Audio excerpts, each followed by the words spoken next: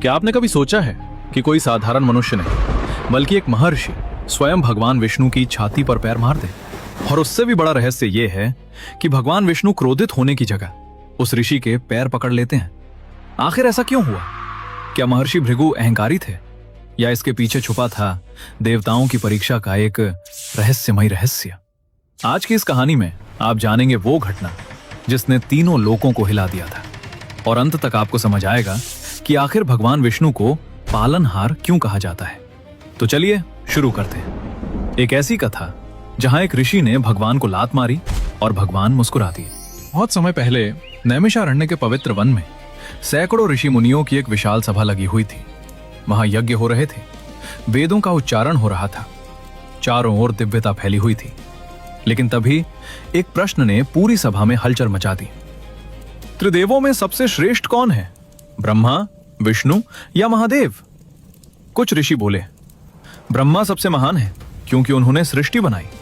दूसरे बोले नहीं, शिव सबसे शक्तिशाली हैं क्योंकि वे संहार करते हैं। और कुछ बोले भगवान विष्णु सबसे महान है क्योंकि वे पूरी सृष्टि का पालन करते हैं। बहस बढ़ती गई, कोई निष्कर्ष नहीं निकला। तब सभी की नजर गई महान तपस्वी महर्षि भृगु पर। महर्षि भृगु, जिनका तेज सूर्य के समान था, उनसे कहा गया, ऋषिवर, आप स्वयं त्रिदेवों की परीक्षा लें और बताइए सबसे श्रेष्ठ कौन है। भृगु ने अपनी आंखें बंद की, कुछ पल ध्यान किया और बोले, ठीक है, मैं स्वयं सत्य का पता लगाऊंगा। लेकिन किसी को नहीं पता था कि यह परीक्षा इतनी भयंकर होने वाली है।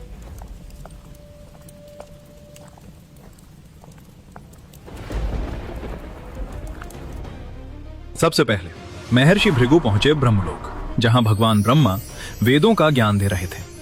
ब्रह्मा जी ने मुस्कुराकर कहा, आओ पुत्र भृगु। लेकिन भृगु ऋषि चुपचाप खड़े रहे। उन्होंने प्रणाम तक नहीं किया। पूरा ब्रह्मलोक स्तब्ध रह गया। ब्रह्मा जी की आंखों में क्रोध भर गया क्योंकि भृगु उनके मानस पुत्र थे। लेकिन उन्होंने अपने क्रोध को रोक लिया। भृगु मन ही मन समझ गए यहां क्रोध मौजूद है, और वे वहां से चले गए। अब भृगु ऋषि पहुंचे कैलाश पर्वत, जहां महादेव ध्यान में बैठे थे।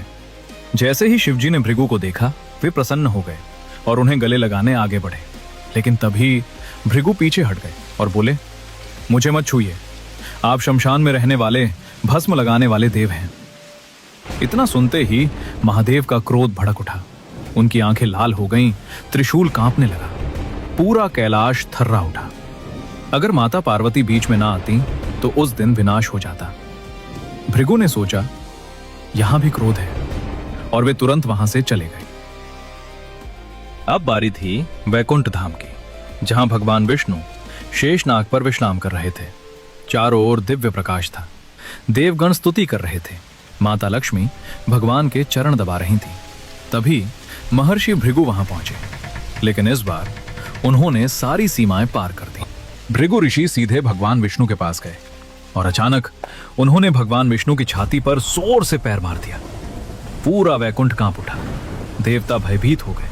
माता लक्ष्मी क्रोधित हो उठी। सबको लगा अब प्रलय होगा।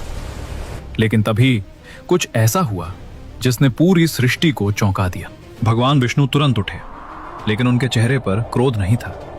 उन्होंने महर्षि भृगु के चरण पकड़ लिए और बोले, ऋषिवर, मेरी कठोर छाती से आपके चरणों को चोट तो नहीं लगी? यह सुनकर पूरा वैकुंठ मौन हो गया। जिस भगवान का एक क्रोध संसार मिटा सकता था, वो स्वयं अपने अपमान करने वाले ऋषि के पैर दबा रहे थे। भृगु की आंखें भर आईं। उनका अहंकार टूट चुका था। भृगु ऋषि कांपती आवाज में बोले, प्रभु, आज मुझे समझ आ गया, सच्ची महानता शक्ति में नहीं, विनम्रता में होती है। जिसके अंदर अहंकार नहीं, वही सबसे महान है। भृगु ऋषि भगवान विष्णु के चरणों में गिर पड़े और बोले, हे नारायण, आप ही सबसे श्रेष्ठ हैं। लेकिन दूसरी ओर माता लक्ष्मी क्रोधित थी। उन्होंने कहा, प्रभु, जिसने आपका अपमान किया, आपने उसी का सम्मान किया। कहा जाता है इसी घटना के बाद माता लक्ष्मी कुछ समय के लिए वैकुंठ छोड़कर चली गई थी, और तभी से भगवान विष्णु की छाती पर श्री वत्स का चिन्ह माना जाता है, जो भृगु के चरणों की याद दिलाता है।